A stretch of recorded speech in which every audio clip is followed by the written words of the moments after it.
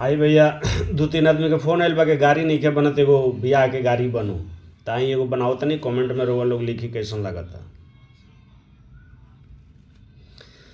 तिलकहरू के दीदिया छिनरिया छिनरिया छिनरिया छिनरिया घूमेली जे रामपुर के बजरिया बजरिया बजरिया बजरिया।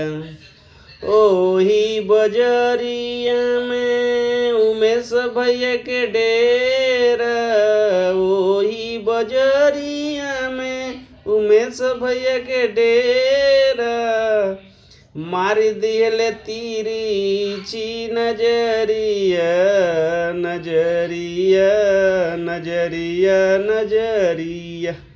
भागल जाल तिलकहरू साले ताके ले उलट के, मारो ना बिकाऊ भैया पलंग पर पटक के।